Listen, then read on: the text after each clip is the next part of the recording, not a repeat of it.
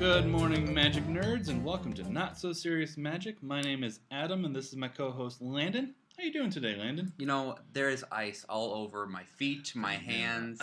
Ice, baby. Doom, doom, doom, doom. All right, we can't. It's later. It's a different episode. But in this episode, we chat about new coverage standards and the Paper-Pocalypse, bring you up to speed on some Grand Prix/Magic Fest knowledge, and address the Phoenix in the room. The room, it was formerly in the graveyard. Yeah, it's true. But first, if we could be serious for a moment and get you to follow us on Twitter, Facebook, Patreon, or iTunes at NotSoSRS Magic. We're on Spotify, too. Are we? We are on Stitcher Spotify. and yeah, all sorts of fun places. all of the fun things. So today, Adam, we are talking about, what are we talking about first? We got the Paper Magic Apocalypse. Paper-Pocalypse. So it's an interesting topic because there's a lot going on. There's no direct announcement from Wizards on a lot of things. So it all started last week with GP or Magic Fest New Jersey. I will always call them GPs. Yeah, Forever I will and ever, too. amen. I mean, as much as they're trying to get away from that name, it doesn't. I can't do it. It's ingrained. Yeah. But they had no coverage, and people were wondering what's going on. There's no text coverage. There's no video coverage. What's going on? Right. And then they sent out a tweet. We're not going to put up text coverage until Sunday evening after everything's done, which caused a response like, that wasn't our question. That answered a different question and made things worse. Right. We don't have a schedule on when we're going to have video coverage, which is what people wanted. Exactly. We now don't have text coverage. Couple more things that weren't exactly about this, but hinting at some things that aren't making people happy. The winner of GP New Jersey didn't get a trophy. Well, to be fair, he got a trophy to pose and take a picture with. Yes, it was prop trophy. It was a GP Vancouver trophy, which we're not at GP Vancouver. No, we're no. at GP New Jersey. So. And then the post-fact spin was like, oh, it's in the mail. We see those things. They're sitting at the front of the GPs. Yeah. They're ugly and nobody likes to look at them, but you still want to know, have your thing. Like, you did this work. The next thing announced was Wizards' longtime photographer from the Pro Tours and the GPs was let go after 20-some years. Yeah. They just cut him with only 2 weeks' notice. Which is pretty sad. I mean, like, you think someone that has that much time working, you'd have a little more loyalty. I mean, geez. The blowback on that from all the pros, like, he's an institution. He is super friendly. He's kind. I look forward to seeing him and chatting with him every time. Yeah. Next up was, there's a judge program coordinators, and like a couple of them were actually employed by Wizards, I believe. Yeah, so if you're not tracking the judge coordinators, they're basically like 4 overlords of the judge program. Overlords. They're kind of the guys that make all the big sweeping changes, and they're in charge. They speak directly to all of the regional coordinators, and there are 4 of them usually. And they're just like postponing on hiring. Yeah, I think March would have been when the new people would have been brought in, and then they announced, no, we're not doing that. These people are going to continue for a little bit while we have some announcements coming. So people are like, what's going on here? What does this mean for your coverage of Paper Magic in general? Then after all that, Channel Fireball announced that they're going to start doing the text coverage. Right, not video, but text. Yeah, and we still have no schedule on video coverage at all. Which is very odd, and I don't know, man. I mean, for me, when I go on to like watch coverage, I go to GG's Live on YouTube. Yeah. Have you heard GG's Live? No. Yeah, it's like they do a lot. I don't know how they get their video, but GG's Live is like the best place for me to watch Paper Magic coverage. And I mean, I don't know, man. Like, come on, Wizards! Like, we want to see this. Like, Star City Games just hired a whole ton of new commentators, like Emma Handy and Gottlieb. I was watching him for a while yesterday. He was amazing. I liked him. And Todd Anderson had been doing it occasionally, and he was doing more of it yesterday, and he's hilarious. Yeah. But it's what's going on here? I don't understand. And they are really going to be focusing on the Mythic Championships and the streamers. Yeah. No, I hear that for sure. I agree. Because they made this Magic Pro League, and gave them the $75,000 contracts, and part of that contract was you start streaming Arena all the time. Yeah. And that's what they're going, and they're going to do that, hoping that this is better than having to stream these GPs every weekend. Yeah. And I hear you for sure. I think people that are saying it's like the Paper-Pocalypse, so like I've heard a couple of folks be like, oh my gosh, this is the end of Paper Magic. Like, no, like, you're wrong. Like, yes, there may be a lot more push toward online stuff. I mean, with Wizards spending so much money on getting Arena up and running, and Arena is fantastic. I love playing Arena. It's great. But Paper Magic is still a huge source of income for them. They make a lot of cash that way. Absolutely. And there are a lot of people that are invested in that. I mean, a lot of judges do all. I mean, obviously, you can't judge Arena. Like, we're judging this Paper Magic, and there's a big push there. I don't think that. I mean, yes, there are some correlating facts here that say, oh, well, I don't know. But just because Wizards decided to discontinue text coverage and, fire or not hire some photographers, and it's sad and it sucks, but it's not the end of Paper Magic. No, I don't think it's the end of Paper Magic. I think they're changing their focus from these grinders to these streamers, and that sucks for everybody. Yeah. And it's no fun, and I don't have a shot at a $75,000 contract, right. but I had a shot at going to GP Minneapolis or Milwaukee or Madison and spiking that. And even think Saffron Altitude, he was like, look guys, like unless you have literally every single day to grind, stop trying to get to them. Like, if you haven't seen, I should mention, if you haven't seen, there was like, I think it's 2 or 4, a couple of spots that if you have... 8. 8? Oh, okay. You're getting into our next segment. Spoilers. Oh, boy. Well, yeah, so this Mythic Championship thing is... We can just toss into it, honestly. That's fine. We can go into it. Is that our review? Well, one more point is they talked about this $10 million investment into esports. Right. And people were, wow, that's a huge thing. That's an awesome amount of money. And now it's, again, everybody's initial excitement is brought back down to earth. Like, that money isn't new money. Right. It's coming from these things, possibly. We don't know because we can't ever see behind the book. So of course. They are not communicating, which is tempering everybody's excitement about these prior announcements and these new things that they're doing. And it's getting people worried. It's not the end of Paper Magic. It's not the Paper-Pocalypse. Right. But it's pointing towards a paper rapture. Not everything's gone, but 10% of it's gone. I think that for us to assume that Wizards is going to drop 10 mil into Magic, like esports especially, I think that was something we were all like, oh really, Dad? Like, really, you're gonna do that for me? And then like now we're seeing like, actually, son, I'm just taking away your pasta. You get to drink or eat sauce. Like, like put sauce on your bread that we already have. That's all you get. Like, you know what I mean? I used to love. This explains why I'm fat. One of my favorite meals used to be just gravy on bread. Oh, it's I'm with you. We should get that. Eat that sometime. Yeah. We should videotape that. We should just videotape us eating that. That'd be good. But now we'll go into the Arena Mythic Invitational. Yes, I'm very excited. That name, just oh my gosh, Mythic Invitational. Wow, I gotta relax for a second. Let's pause this podcast real quick. That's the Mythic Invitational. It does have some confusion because Pro Tours are now called Mythic Championships, and there was a bit of confusion going on. People conflating the two at different points in times when they made these announcements, but. The Arena Mythic Invitational is a $1 million prize pool at PAX East, 64 players, $250,000 going to first place, which is the biggest prize ever for Magic. So, but let's not get everyone excited. When there's $1 million here prize pool, that means that $1 million total. Like, yeah, for everybody. Yeah. I got that mixed up, and I was like, $1 million? Yeah, no. I think it's even the 64th place gets $7,500, I believe. Wow. So first place gets $250, and then they have the chart breaking it all down. But I think you're guaranteed $7,500. That's a pretty big deal. Yeah. And so you got 64 players. Yep.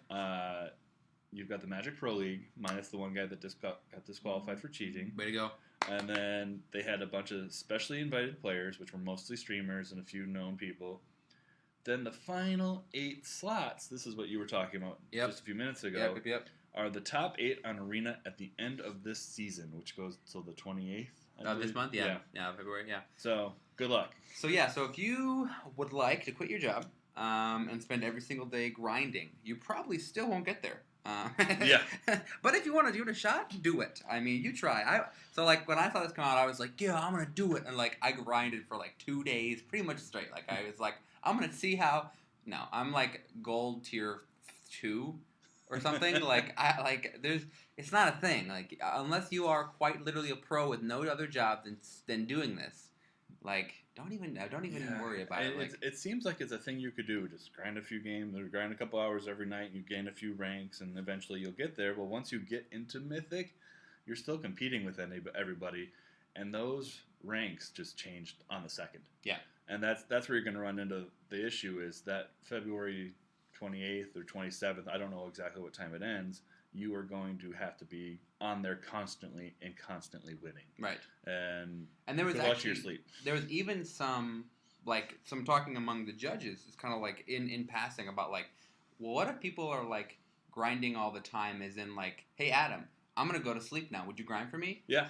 I mean, that's the thing that could happen, and that's. I mean, is that illegal? Are we allowed to grind on different accounts? You are not. You know what I mean? It is against the terms of service, but how are they going to know? Exactly. So you'll just come in the next day like, I'm really tired. When you are not. There may be some IP tracking or whatever, but regardless, that's a thing that can happen as well. I mean, I know that I forget where exactly it happened, but there was some weird conspiracy. I mean, I think last year or some years before, there was like a group of Chinese players that like all. I think it was on Moto. When there was a championship, they like all ground at like, and they had like a team of 4 guys, and they were all constantly grinding, getting all the way to the top.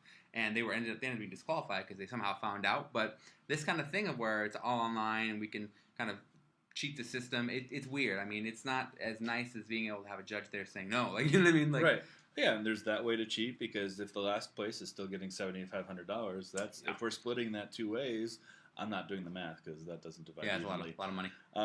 But it works out, and then you also have people, because there's a chance if you're both the same rank and you both could play at the exact same time, you could be paired against each other, and one of you concedes, and that's a win. And that's the other thing, too. It was kind of spoken about. It was like, well, what if we found out the slowest net traffic time, meaning the time that there is the least amount of players on MTG Arena, and we had, like you said, at the same time, like 3 a.m., we go on. Like, there's no one else on, and maybe there's 100 folks on over the world. You know what I mean? That sort of thing. So, I don't know. I mean, I think this whole thing is weird. It's Wizards trying something. Again, we're throwing spaghetti at the wall here. Oh, yeah. You know, I mean, I don't know. I mean, we'll see. And it's going to work, because I'm going to play it casually. That's our point, is you probably, can't say it's impossible, you probably cannot grind in that top 8 spot casually. You have to focus on it. But it's just enough ambiguous and open that people are going to try. They're going to buy their packs. They're going to buy their gems. And that's how they're going to make money off of this. Exactly. And that's how they can afford to throw $1 million into this prize pool, because people are going to attempt to do this casually or think they're being hardcore and not realizing how actually hardcore you need to be. And you know, hey, power to you. Like, don't let us put you down. Like, if you want do it. I'm going to try. We're all going to try. Like, if you can do it, do it. Yeah. But that's not. I mean, don't be disappointed when on the 28th you're like gold tier 2. Like, you know, that's a very admirable. Like when I hit gold tier 3, I was like, oh my god, like I'm gonna get a little party going. Like I feel happy, you know. And it's still fun to play arena, so I'm still going to keep playing and hoping to maybe make that point. The second part here on this topic in general is the invited streamers. Or not just streamers, the invited parties. I don't know most of them, so I can't say anything about them, and I don't want to deny their happiness or anything. But there was a couple big snubs I thought in there, like specifically Saffron Olive. He said he did not get an invite, and he wasn't hurt. He claimed on Twitter to not be upset about that at all. I don't know if he is or not, but I was surprised at that. Yeah. Krim from Goldfish did get invited, so at least they're being represented. So here's my thing, and this is going to be kind of controversial. Here we go. Prep. I don't like Krim. No, really? I don't. This is the first thing. I really don't.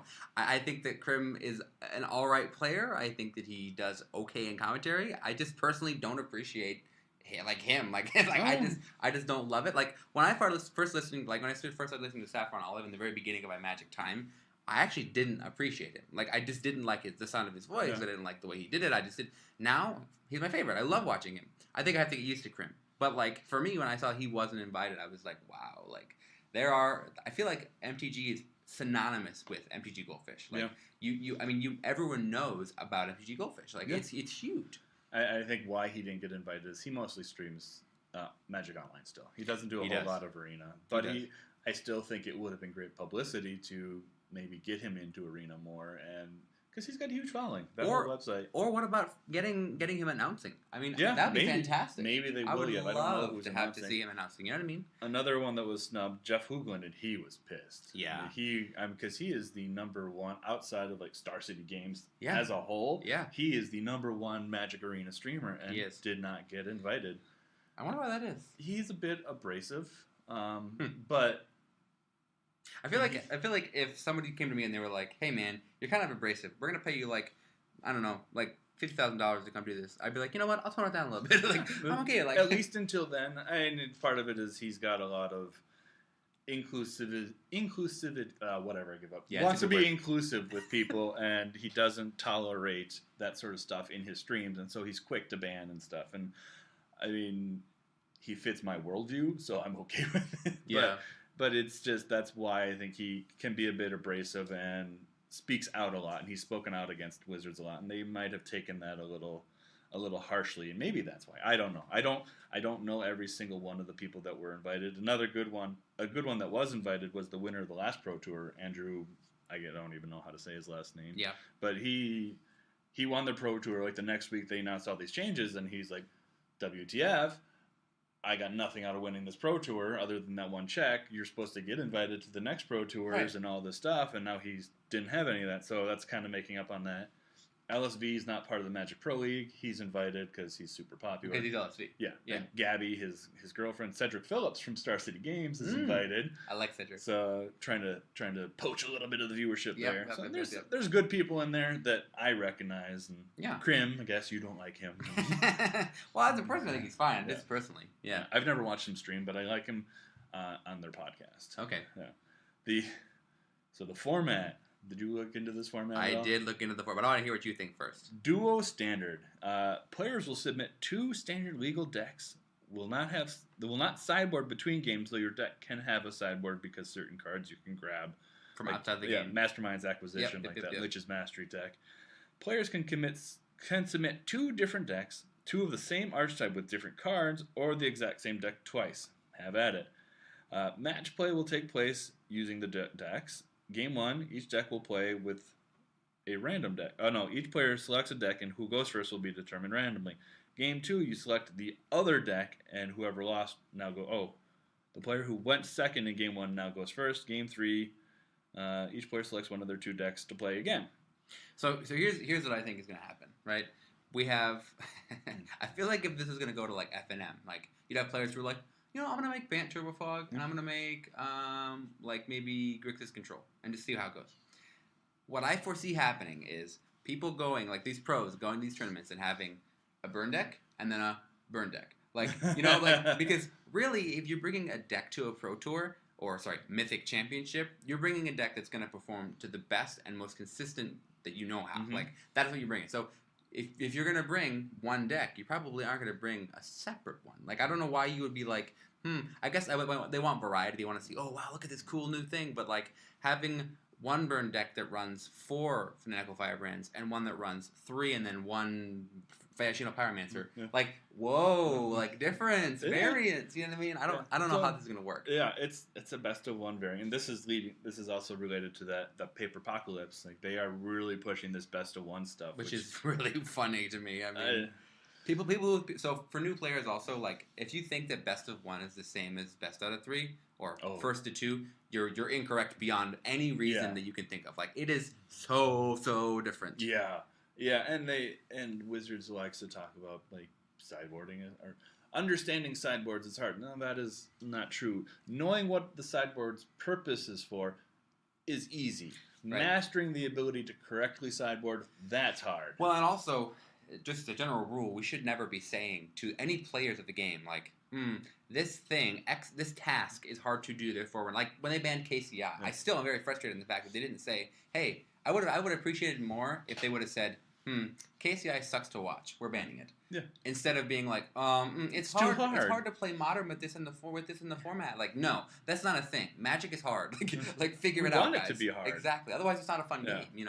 So it's this best of 1 format in a best of 3 way, which is just weird. And it's I enjoy the best of 1 format mostly because I can log on to Arena, play a game in a minute, and then go back to my life. So I don't know. What I would bring for this, I would bring a burn deck. Because burn in best of 1 is fantastic. Oh, yeah. It's just fantastic. And then my other deck, I might bring Golgari midrange. Mm-hmm. And I might actually play that first. Sure. Because I'm going to... This is how you... Again, when we're talking about what deck you bring to a Pro Tour or something, is you have to make a metagame call. What is everybody else going to bring, and what answers can I have in my deck? And I would assume my opponent's going to have a burn deck. And Golgari midrange is a very good answer against burn because those Wild Growth Walkers gains you lots of life. Don't play that on turn 2. Yep. You play that on turn 4. Right. And then you drop that 2-drop that explores immediately. You gain 3 life off the bat. There's a couple different ones explore. Yeah. Secret Squire and Merfolk Branch Walker. Branch Walker, that's the one I was thinking of. And that shuts burn down so fast because burn's going to run out of gas so quickly. Yeah. I like playing. So I played 4-color gates. Tangent. Here we go. Tangent. But I play 4-color gates and like being able to be like, I'm gonna cast a Hydroid Krasis for 14. And they're like, well, all right, GG. Like, that's 7 life, so I'm done. But yeah, anyways, no, I see the thing that I have a problem with now too with this whole like best of 1 format is burn kind of like. So Wizards, when they ban cards because they're either too powerful for the format or they define the format. Burn is defining the format of the one easily. I mean, like I have to play cards that fight burn main deck, otherwise I lose. Yeah, because that's what you're playing against. You're playing against burn. Burn and aggro. Yeah, those are best of 1 staples at the moment. Definitely. So, anywho, let's move away from established player information and bring you some new player information. If you've ever wondered where all the names for the color, not pairings because that's stupid, just combinations come from, we got some information for you. Landon, have you ever looked at the backside of your Magic cards? There's a backside? There is a backside. Whoa. I mean, you probably don't notice it because you got these fancy sleeves and stuff that have pretty art. And gold sleeves. Gold-plated sleeves. Oh, yeah. That's all I use. But that's got the little colored dots on the back. Like a star kind of. And a pentagon. Pentagon shape there. That's your Wooburg. White, blue, black, red, and green. That's where we get that word from. Word, whatever. That's not U stands for blue. Yes. Why? Because both black and blue have BL, and then you get to U. Oh, U is like. Oh yeah, that makes sense. I always thought U is underwater. Yeah. No. It's because it's black and blue. But if you BLA and you're black, so black gets to go first. It gets blue as the U. There you go. So you all probably currently, if you're listening to this, are in Ravnica. Yep. So you were aware of where those color combinations come from. Each guild of Ravnica has a Perun, which is a guildmaster and a champion. The Perun was the founder, that was new information to me because Niv Mizzet is still around. Dragons are old. Old AF. Because this was like eons ago. Yep. Perun was the founder. Guildmaster is the one in control. And then you've got the champion who basically fights and does things for the guild. Like in Return to Ravnica, they had the maze. You had the maze. Well, and actually there were maze runners too, which was separate. Oh, that was separate from the champions. Yeah, okay. Super interesting. So you've got the Azoria Senate, which is white-blue, founded by Azor, which we saw in Ixalan. Yep, he was the Perun. Yeah, he's gone a bit crazy. Yes. House Demir, which nobody thinks actually exists. Correct, it doesn't exist. Cult of Rakdos, founded by Rakdos, currently in the set because demons are also old. Yep. Gruul clans. If you can pronounce the Gruul clans, a previous guildmaster like Borborgomos. No, I couldn't do it. Okay, then you don't know who he is. Yeah, yep. But you could. That, for all of Saffron Olive's inability to pronounce words, he can pronounce that word. I know. I was so impressed. And Barbargamos, What? Okay. Then you've got the Selesnya Conclave, the Orazov Signet, Izzet League, founded by Niv Mizzet, who's old and stuff. Yeah. Golgari Swarm, Boris Legion, and the Simic Combine. So those are your current 2-color pairings, and that's where those all come from. A nice, catchy, easy to understand name. Yep. Then you get into the 3 colors. Now, when you have an allied combination, that is the color and the 2 adjacent. So for like white, blue, and green are adjacent to it. And I'm pointing at this piece of paper I have, which you can totally see me doing. Yep. And then enemy are the opposite color. So white is enemies with red and black. Or blue is enemies with green and red. So when you have an allied color combination, it's called a shard. So those come from shards of Alara. Bant is green, white, blue. Esper is white, blue, black. Jund, black, red, green. And Naya, red, green, white. So that's when you hear people call about Esper control. That's what they're talking about. From shards of Alara, we got the Esper shard running white, blue, and black. Yep. Wedges, the enemy colors, a color and its 2 enemies. Those originally came about in Apocalypse forever ago, and they had terrible names like Dega and Seta, and those were terrible. Nobody uses those unless they're hipster. Yep, or really, really, really old. Really, really old. Yep. The names that have really caught on were from Khans of Tarkir. So you've got Abzan, that was totally wrong, Adam. Abzan, white, blue, or black and green. White, black, green. God, too much talking. Jeskai, red, white, and blue, America. Sultai, I'm doing great. That's okay, you got this. Black, green, and black, blue. Black, green, and blue, also known as Bug. Yep, Bug and Mardu, Legacy. red, white, and black. Temur is green, blue, and red, or Rug. Mm-hmm. 4-color, yeah, they've never really... So they did the Commander set a couple years ago, but they cheated and did the partner mechanic. They did. They don't have any flashy names. They designed Nephilim however long ago. So Nephilim, if you have the time to watch, there's a video by a fantastic YouTuber named Ristic Studies. Oh yes, I highly recommend. He does, great guy. He does a really good video on the Nephilim and how they're like the worst designed card in all of Magic. Also one with nothing, but anyways, the Nephilim are like this great old giants that actually originated Ravnica. Like they were the ones who built Ravnica, and they were like the gods of Ravnica before the guilds took over. And like so that's why all the 4-color names, which never really caught on, they're actually the names of the Nephilim. Yeah. So there's like Dune Brood, which is the no blue. Glint Eye, which is no white. When I say no white, I mean all 4 colors except for white, or all 5 except for white. Ink Treader, Witch Maw, and Yortiller. Most folks just say no green. Yeah, it's the easiest to understand. Yeah. I do think that's more confusing. So when we had a 4-color standard during that recent Zendikar Battle for Zendikar block, yep. They had some. I thought they were silly, but I thought they were understand when you said like black Jeskai, right? Because you knew what Jeskai was. You just said black, rather easier than saying no green, right? I think it communicated more because if you say no green, then you have to think about. Yeah, you take a second, like, yeah. Or they had wet Mardu. I thought that was like hilarious. That's hilarious. Yeah, it's like that's blue. That's easy to understand. Yeah, I just think conveying what the deck is easier to grok than the negative. Correct. Yeah, that makes sense. Exactly. Yeah. So now we've covered a little bit of the newbie information about colors. We'll talk a little bit about your first Grand Prix or Magic Fest. Yeah, those can seem intimidating when you're first going. It's a big deal. I mean, my first Magic Fest was crazy. I was judging, so it was like, oh my gosh. But I have a couple tips for you. I have I think 7 or 8 tips here just on some things you can do when you're going to your first Magic Fest. Here in Minneapolis, we're having a Magic Fest August 9th, I think.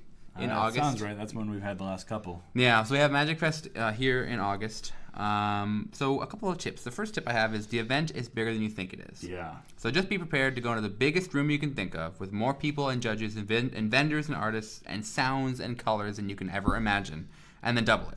Because GPs are huge. I mean, they're a fantastic, huge events. It's a lot of hard work from even me to stay focused throughout the whole day. Make sure you're comfortable with being by a ton of people for a long time. And if you're not, like me, I have to make time to take breaks because I get really overwhelmed. Yeah. And another point is there's going to be a lot of people, and I hate having to say this sort of thing, but please, at least wear deodorant. Possibly shower. Cause that's what Wedge was like. His guide to pre-release. He was like, all right. I gave all these nice tips about deck building. He was like, and then clears the screen, shower. And it stinks, pun intended, to have to say something like that, but it's gonna smell in that room. It is. I mean, assuming everybody was the most clean and fresh they could ever be, by the end of the day, the room is gonna smell anyway because it's just a lot of sitting and you're going to be intense and crowded. Yeah. And bodies start to stink. But you do have a number of people that don't take as much care of themselves as they should. Take care of yourself, man. I mean, please that's do one of my last tips anyways, is take care of yourself, make sure you're putting on deodorant, and hey, if you have to bring deodorant, frick, do it. I mean, or bring some gum to freshen your breath a little bit. Even some spray, whatever you need to do. And it's a very good point that this place is bigger than you imagine it's going to be. Yeah. It's not just people playing in the main event. There are a ton of side events going on constantly. Scheduled on-demand event, I mean, all this different stuff. And there's more vendors than you think are going to be. Don't think like a Comic-Con sort of size, even though they're trying to rebrand Magic Fest as this convention atmosphere. It is a convention atmosphere, but it's not nearly that size. No way. But you've got a bunch of vendors, and then you've got a bunch of artists,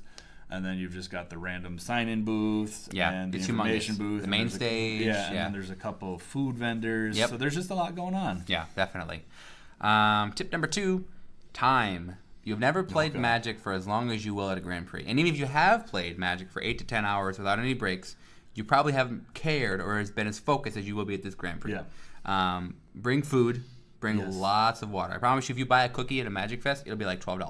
Oh, yeah. It's always expensive to buy. The last GP, maybe it was SCG one, I bought a box of granola bars and I was going with a bunch of people. Fantastic idea. It was their first time going. I'm like, I have these. You're going to get hungry. Let me know. Yeah, and it's perfect. They were gone. Yeah. Like I had one, and then I gave out the rest. And my friends that came. Great idea. I mean, protein bars or whatever. That's a great idea. Bring lots of water as well. You'll be thanking yourself. Oh, and yeah. I always, pro tip, I always bring a bottle of Tylenol as well. Yes, Because usually you'll get a headache. I mean, I get headaches a lot. Yeah. They usually kick me in the butt. So I usually have to bring Tylenol. And it's just, it's a thing you should do. And even if you're counting, well, there's only 10 rounds. I've done 10 hours of Magic in a day. It's going to go more than 10 hours because... Control. The rounds are going to... Not just control, you have slower players, new players. That's true. But every round is going to go long, and then you have the time between matches of people trying to find their seats, find their partners or their opponents. And it takes a lot more effort. So when you go to F&M, for example, I mean, obviously it's a way smaller event we're talking about. But when you go to F&M, it's like, okay, cool. I have like 5 tables of players at max. I go to my pairings 5 feet away, look at the pairings, and then walk to my seat. It takes me like all of 3 minutes to look at my pairings and walk to my seat.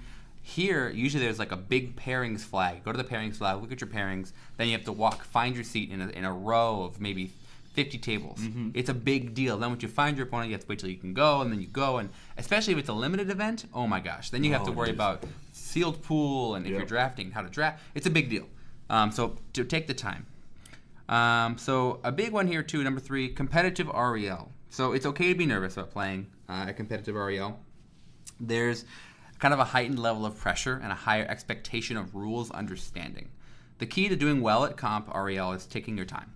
You want to show how proficient you are playing Magic, but that comes with time. Don't speed up. I mean, one of the biggest mistakes that new players, the 2 GPs will make, is that they'll see their opponent, who's like a semi-pro, going really fast, and then they'll try to match by going fast and making mistakes, and it's a hard game to play. Yeah, and you can stop your opponent. Slow down. I need to understand what you're doing. And right. They might get salty, but that's okay. You don't want to cause get yourself caught in a judge's call or anything like that. You want to just understand what's going on, and we have talked about this before. Clearly communicate. Yep. Keep that communication going.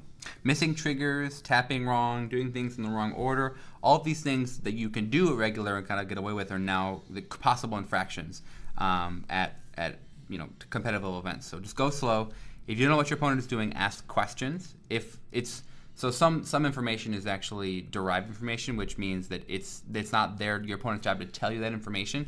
If you have a question you're not sure about and they're not telling you, your opponent's not telling you, call a judge. I mean, the worst thing the judge is going to say is, hey, I can't tell you that information, and then you'll just make your best decision. But if the judge can tell you, he'll tell you. He'll help you out. Our job is not to be walking around with a hammer bopping you on the head when you make mistakes. It's as much as fun as newspaper spray bottle. That would be fun, but it's not my job. My job is to be a neutral arbiter and help encourage a fun play environment. And you don't have to believe your opponent. Say they're playing a full art card, textless full art card. And you ask them what it says. You don't have to trust their answer. Call a judge. In fact, players have asked me before, like, hey, I run a lot of textless cards. Definitely call a judge, because if they misrepresent that information to you, that's a penalty. They can't lie to you about what a card does. So that's a big deal. Number 4 is prep your deck and prep your deck list. So please, please, please, please, please do not write your deck list out in pen. Don't do it. I know you think you have good handwriting, but you don't. I promise you don't. If I can't read what you wrote, I can't verify that your deck list matches what you're playing, and you're most likely going to get a game loss for deck list problem. Here's what I do when I make a deck list. There's a really fancy deck list. Actually, if you'd like it, send us an email, because I have it, that this gentleman made, and it's got Excel formula behind it. So when you type all of the number of cards you have in, it automatically generates the number of cards. So if I have less than 60, it'll tell me. If you have less than 60, I'm going to give you a game loss. We give players game losses for being bad at math. Yeah. It sucks, but it's terrible. But if your deck list does not match what your deck is, you're going to have a problem. Take time to count out your cards and find a form-fillable deck list online, fill it in, print it out. It'll have space for your name, your DCI, your deck. And then something most players actually don't know when they go to GPs is most deck lists have a little spot that's creatures, spells, and then it has lands next to it. I don't care. If you put your lands under your creatures or your creatures under, I don't care, whatever. As long as you have 60 cards all marked out, fantastic. Oh, that's good to know. Not a problem. Know that one. Yeah, as long as you have it all marked out there, not a big deal. So also another big thing is you need to have only your deck, sideboard, and unsleeved tokens that your deck can create in your deck box. If you insist on sleeving your tokens, that's okay, but keeping sleeve cards, even if they have separate color sleeves, in your deck box is a no-no. It's just it's a big no-no. These cards, it's honestly just better to completely kill the idea that anything's going on beside your deck. It's just better. Those cards can be mistaken as cards that belong in your sideboard. So there's a kind of a portion of the rules that say like cards with separate sleeves are not considered when being a part of a deck, but it clearly says deck in the rules. So if you have a separate colored sleeved card in your sideboard, that's legal. So if I see a card that could reasonably fit into your sideboard in your deck box in a separate sleeve, that becomes an issue. So just be aware of that. Just keep it nice and simple. Number 5, card weirdness. So marked card infractions happen often, and it's only a warning, but most times players don't mean to mark their cards. So I think things as simple as very bent cards because you shuffle a certain way, or nail marks, or a lot of this is actually pretty common when your sleeve, when you play it a lot, it gets all curvy at the top, and like that happens a lot because it's just a thing. So just kind of be cognizant of that. Don't play with altered cards. If you have to play with an altered card, go early, ask a head judge, hey, is this card appropriate?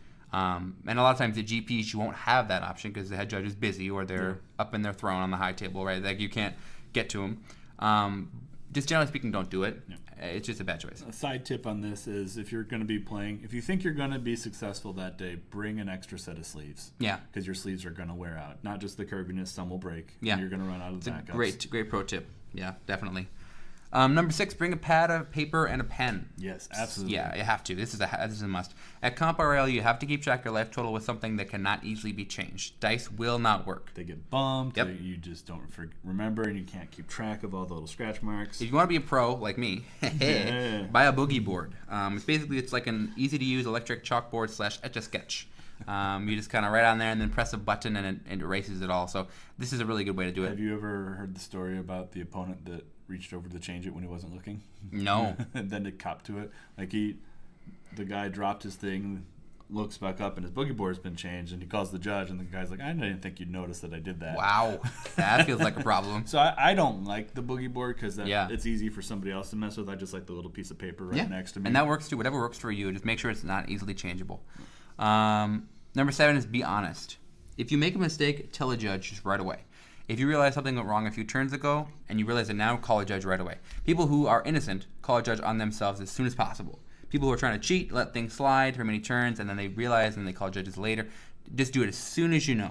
If you're not filled with the rules of the game, that's fine. You don't need to be a perfect judge. That's why judges are there to help you out. But play the game of Magic to your best of your ability, and when you make a mistake, call a judge. It just covers everyone's butt. Yeah, because there's a lot of things that are judged on intent, and if you let it go, your intent looks horrible. Yep, exactly. You call it on yourself, like, oh, I got this go 2 turns, I realize it now. Yep. You're looking a lot better in the eyes of the judge. Yep. And then number 8, last tip I have here is end the day by going over your matches. So keep track of your matches during the day and go back. If you have a friend that went with you, chat with them about the games and see what did you do that was wrong or that was correct. Did you improperly sideboard? Go over your wins as well. Knowing how your deck wins is a huge factor in capabilities. So, take the time. I mean, it's how you learn. It kind of sucks to be like, man, I lost really bad that game. But understanding why you lost and being able to say, yep, that was a bad matchup. Like, I played the best of my ability and that was a bad matchup. Or saying, you know what, I really punted there. I should have done this thing. That's great. Also, just be aware in this situation. Don't make sure your friend, if they're coming there, is not giving you tips while you're playing the game. Yeah, absolutely. That's a problem. So, wrapping it up, I'll say it before, I'll say it again. Have a plan and have fun. Schedule time at the side events. Schedule time at artists or vendors. Schedule your breaks.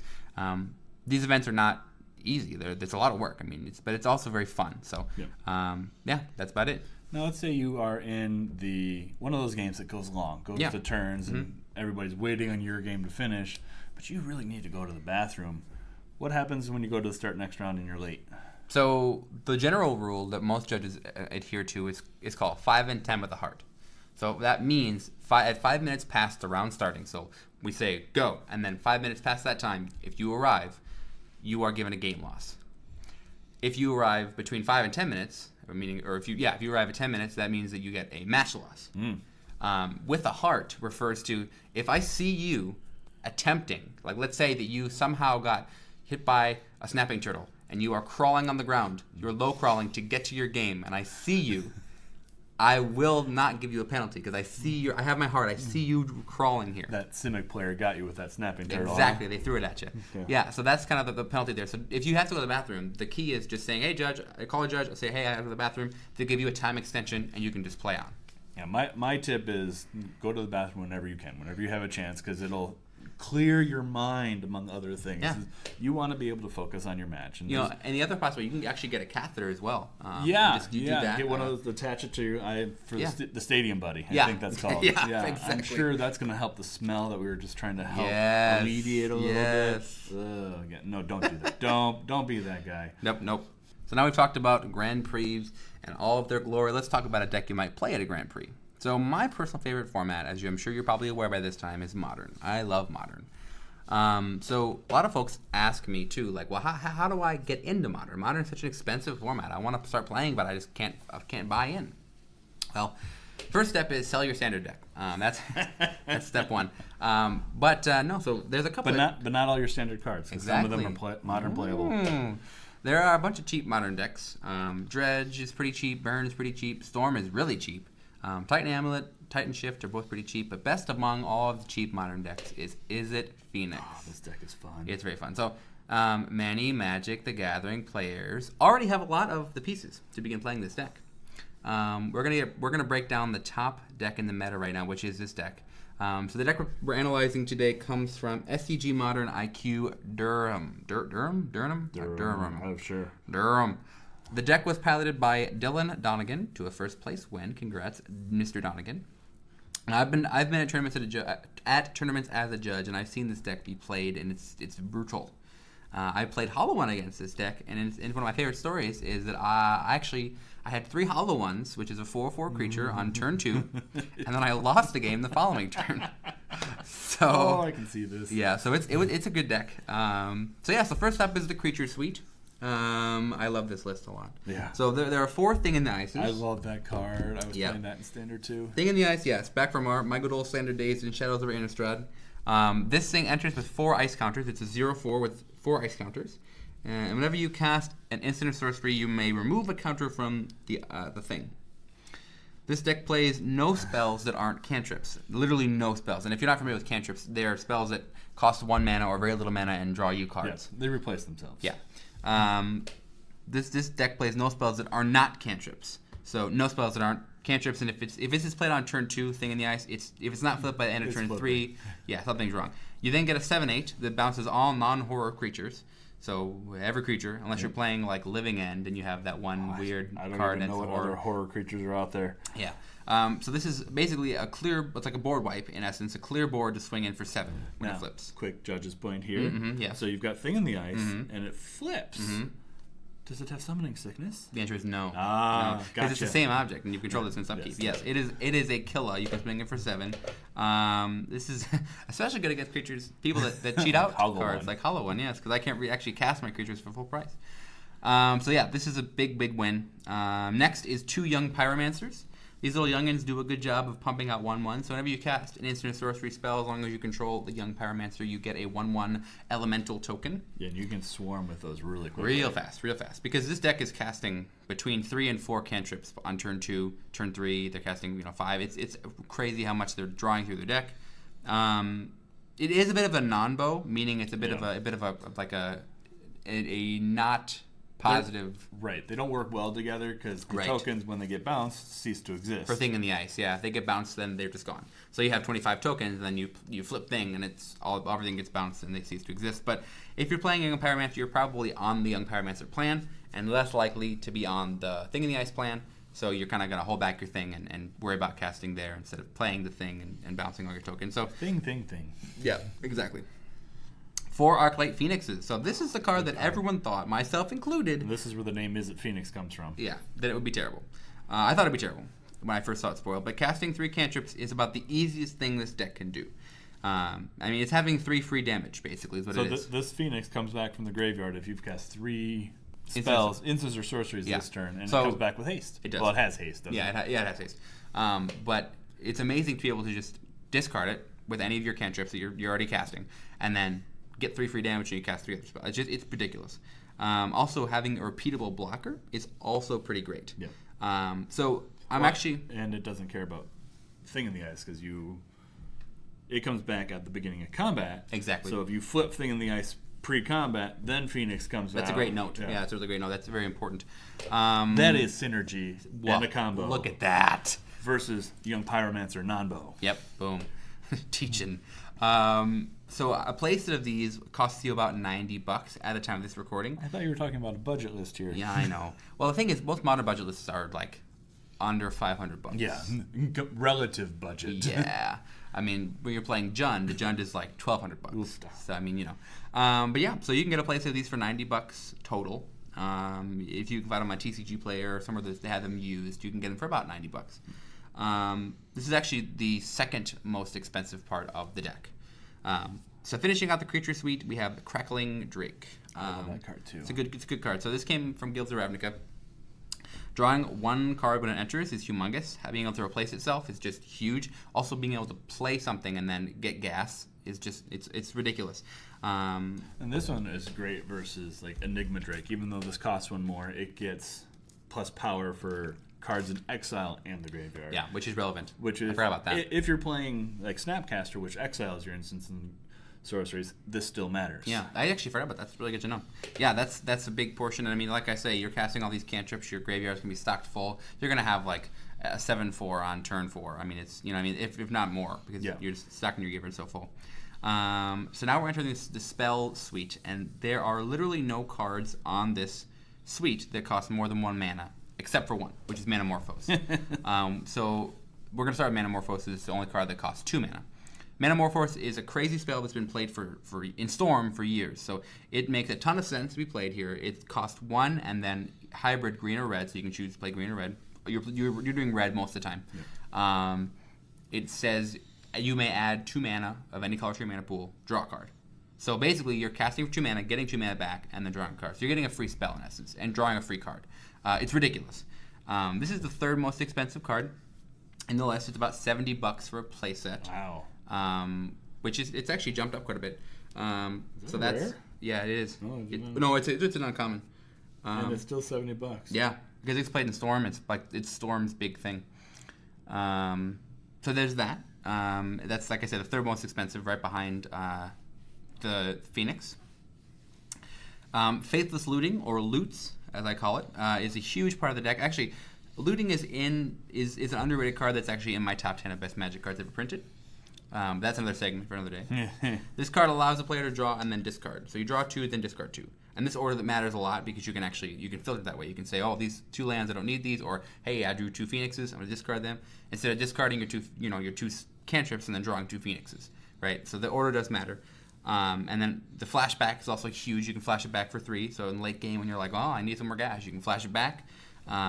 So it's really good. I mean, obviously, also having the ability to pitch the Phoenix into graveyard is so relevant. Gutshot. So if Gitaxian Probe was still legal in Modern, unbanned Probe, no thank you. It would be played in this spot instead. So Gitaxian Probe, if you're not tracking, was 1 Phyrexian blue mana. So it was you could either pay blue or pay 2 life to look at target opponent's hand, draw a card. Yeah. So it was a free spell. Basically, you can pay 2 life for it and then draw a card. So it got banned. Phyrexian mana, probably a mistake. Yeah. Gutshot, again, is actually red Phyrexian mana, so you can pay 2 or pay red. Or 2 life or 1 red. And that allows you to deal 1 damage to any target. Mostly it's a free spell here because being able to cast a free spell is super important and huge. It's free because you can pay life. Yep, exactly, which in our books is free. Yep. So that's a big deal. Being able to get your storm count up and getting all those counters off a Thing in the Ice or getting the Phoenix back, as well as still having mana open. Yep, as well as there is some merit to extra damage. Like if your opponent's at 1, if you're playing control, if your opponent's playing control and you get them down to 1, you can gutshot them, or whatever. So that's important as well. It's a good spell. It's mostly here for a free spell. Lightning Axe is up next. I thought we were talking about it's a Phoenix, not Dredge. No. So this spell allows us to discard a card. Most likely you're discarding Phoenix here, and then you deal 5 damage to any target. Oh, nice. I think it's either target creature or any target, either way. But it deals with any creature on board. It's hitting Tarmogoyf, Hollow One, Tassiger, Gurmag Angler. It's good spell, consistent damage. I really enjoy this spell. I played it a lot when I was playing with the Madness in Shadows of Innistrad. Dredge plays it a lot. It's a good spell. Yeah, I like it a lot. Adam, you're looking up what it is. It target creature? Okay, so it's target creature. So but creature, still 5 damage to creature. Yeah, that's really kills pretty about good. everything. Yeah. Lightning bolt.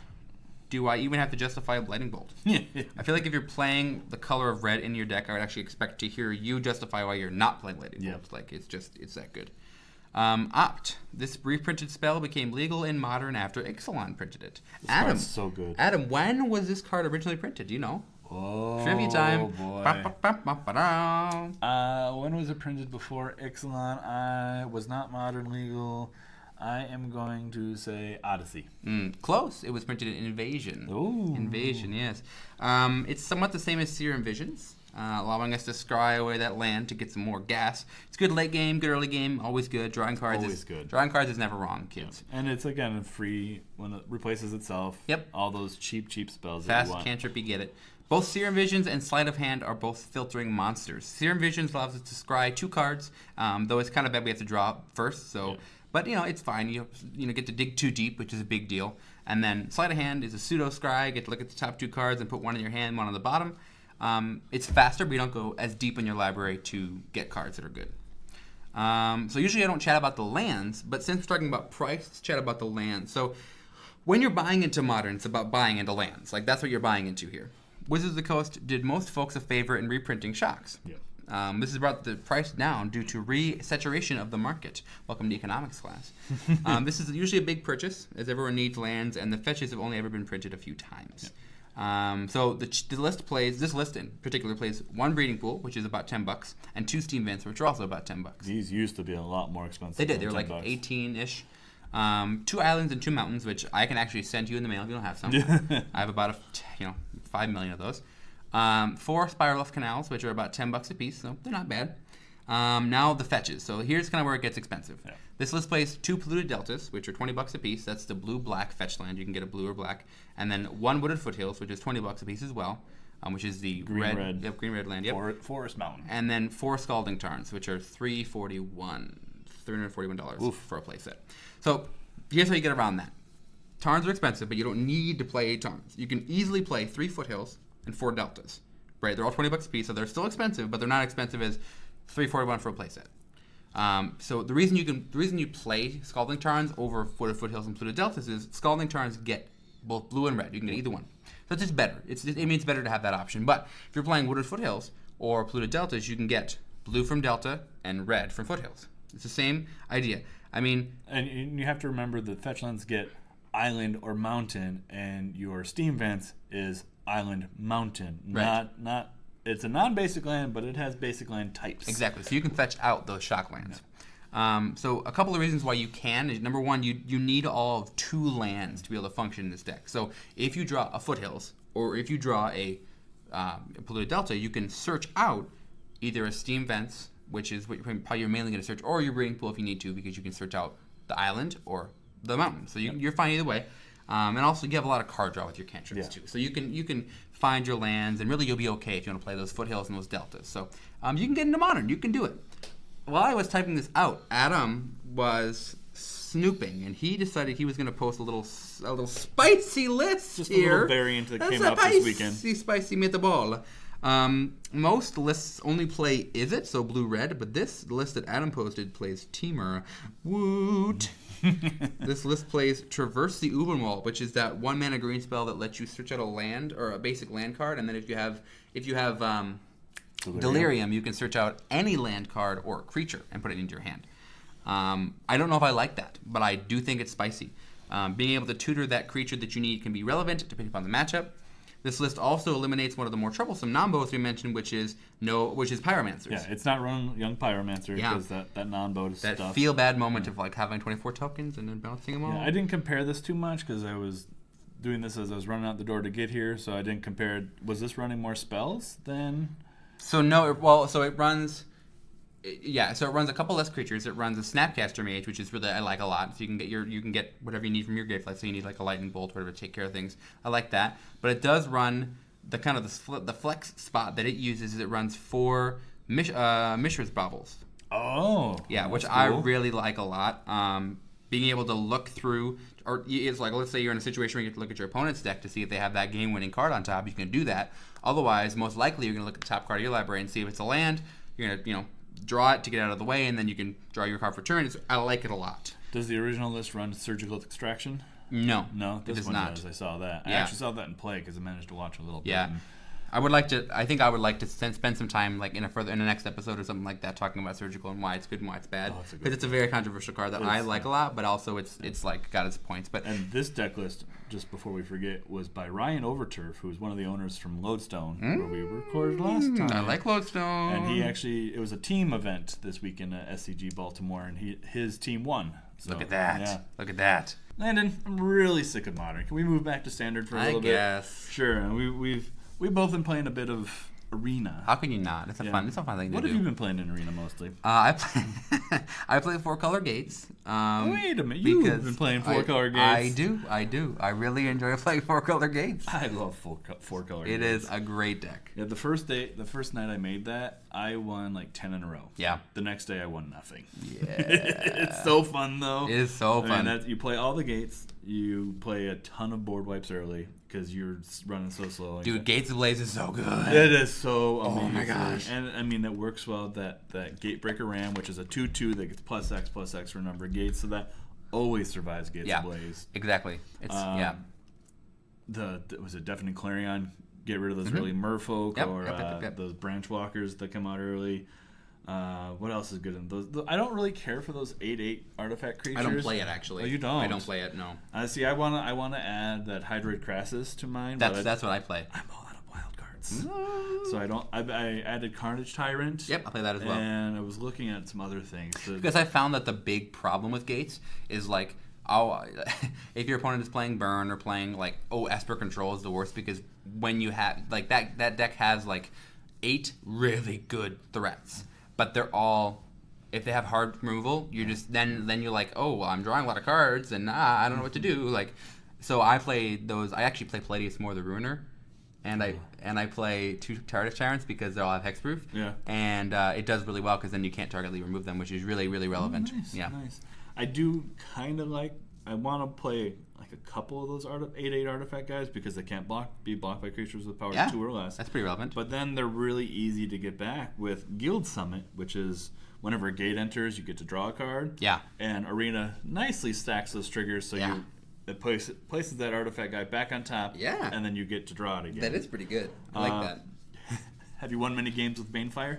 I actually took out Banefire. Really? I did. I've won so many games with Banefire. Really? Yes. Oh, wow. Oh, man. My favorite was the Banefire for 14. I was playing against a control deck, and like I tried to play a Ram or something, and he would take care of it. So I stopped playing anything. Like I'm gonna get to I got 2 Banefires in here. So we were playing land go. He wasn't playing anything because I had nonstop board wipes. Yep. And finally I got to enough mana. He was at 14, so I Banefired him for 14, Dang. which he can't counter because if it's over 5. I'm just laughing. I wish I'd streamed that one because I was laughing, and I wish he'd been streaming so I could see how mad he was. I think that the reason I took it out was I was only playing one of them, and I was like, this is not good as a one of, and I just took it out. But I should play 2. That seems like fun. Yeah, I think I would still keep 1 just because I've won games with it, and it takes care of some threats if I need. It's flexible. It's not efficient. It's not an efficient answer to anything. And Planeswalkers are really rough. For me too in that deck. So, but Burn is huge. Obviously, we can talk about Burn for a second. Sure, go for it. Burn is just how I dislike you, Burn. But they got a lot of tools, which we've talked about before. They do, yeah. So Light Up the Stage is that new one that has it's 3 mana, but they're always playing it for Spectacle 1. Exile a top 2 cards of your library, and then until your next turn, you may play those cards. Not cast, play, which is very relevant when they're missing lands. Yep. So they have that, and then also Skewer the Critics, which is so good. Really good. Yeah, it's a 3 mana, so it's a Rift Bolt. Basically, you pay for 3 mana to get a 3 damage to any target, but playing it for Spectacle, you get it for 1 mana. Yep. It's a sorcery though, so that does matter. Speed matters, but I mean it's still 3 damage. Having a Bolt in Standard, Wizard's Lightning, I mean it's fantastic. The sorcery speed isn't that relevant with Burn because they're not bluffing. It's true. They're not bluffing. They have a handful of things that are going to hurt. That's true. Yeah. It's really good. I think that this deck is in best of 1 is pretty much an unbridled winner. Yeah, and I've been fiddling with it. I don't like it as much as I like my Gates deck. I think the Gates deck is just fun. It is, exactly. And I need some more cards from my burn deck. I need to get some more wild cards to get like those frenzies. Yeah. And a couple more to light up the stages and Steamkins. Steamkins is what I'm missing. Yeah. That's really part I of the always kill Steamkins as soon as I see them. You have to. Yeah, you gotta kill it. That's what's nice about burn is when you force them to kill these cheap creatures. Yeah. Same with Gate. Like if they have to counter that route. Circuitous route? Yeah. They counter that. It's like, sucks to be you. Yeah, right. Exactly. Yeah. Other decks that I've been seeing, Merfolk, and I'm lumping these all together, these creature-based deck. Merfolk, Green Stompy, Gruul Stompy. I mean, go wide, go tall creatures. Yep. Lots of those going on. Seen some of your mono blue aggro still. Yeah, it's not as good anymore. No, it's not. There's a lot of going on that it has a hard time dealing with. Yep. It didn't really get much toolbox support. No, it really didn't. No. And I've seen some Simic Adapt decks with those. Wherever you adapt this, go get another one of these 2/2s. Yeah, Simic Growth Guardian or whatever. Yeah. Yeah. You know, or Growth Chamber Guardian. I've seen a lot of Sultai actually, more than I've seen. I think a lot of the Simic decks we just don't get to see the black, but I think most are playing black because the removal in green blue is really sad. Like there's not a whole lot of good removal anymore. No, there's not. So I think with the black there, it's really nice. You get if you want to play, Assassin's Trophy with green black, you can. I mean, there's a couple of good options there if you're playing, Sultai. So what's really interesting here is how all of these decks are Arena Standard is very different from Tabletop Standard. Oh yeah, it's so different. So yeah, the best of one. It's best of one, exactly. Yeah, and just even if you play in the best of three, there's still it's the time commitment because that's how you grind the ladder. You don't spend a lot of time to get in more matches because you're more likely to win more matches. Yep. So you're still going to play more aggressive decks in the best of three. But it's just interesting because we've got, with all the shocklands available now, it's really easy to play 3 colors. Exactly. So you've got, like we had Golgari, which was 2 colors, but now they have extra shocks, which serve their original mana base, and bring in another splash color. Yep. So Golgari will then splash blue, your Sultai. Sultai, yeah. And they can now play Hydroid Crassus. Which is super good. Ooh, that card is super good. Yeah, when I see that, when I'm playing, I'm like, oh, I'm going to lose, but I'm going to play through because I have nothing better to do. Oftentimes when I'm playing 4-color gates, I have to because with Guild Summit, it's really scary to deck myself. Yeah. I don't know if you've experienced that problem before. Okay, yeah. Because your story. I've got a good one. Because I've played I've been I have 3 Guild Summits and played them all and then been oh, a Hydroid Crassus. So then I'm oh, play that for 12. Then I play that, draw a bunch of cards. I play another one, draw a bunch of cards, and then I play 1 gate and draw 3 cards, and then 3 turns later I'm oh, I have 3 cards in my deck. Yeah. Oh no. I was playing a Izzet deck, an Izzet Drake's Phoenix deck, and I was playing Gates. I was playing against Drake's, and we were just killing each other's stuff constantly. And I had a couple of summits out, and I'm all right, I'm getting low. I'm going to stop playing my Gates because this is not a May. Yeah. And he finally, I finally had a couple threats on board, and I would kill him the next turn.